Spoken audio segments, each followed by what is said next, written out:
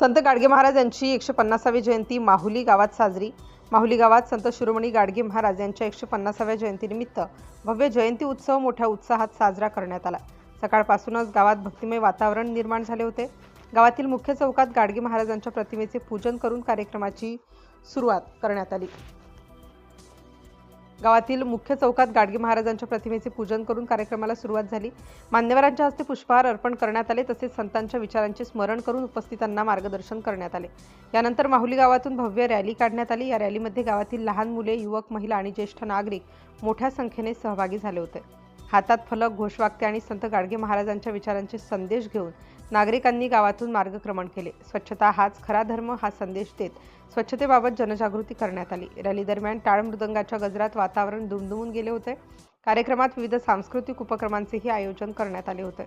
विद्यार्थ्यांनी संत गाडगे महाराजांच्या जीवनावर आधारित भाषणे सादर केली, तर काहींनी भजन आणि कीर्तनाद्वारे उपस्थितांचे मन जिंकले।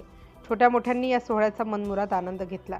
या जयंती उत्सवामुळे माहुली गावात सामाजिक एकतेचा आणि प्रेरणेचा संदेश देण्यात आला।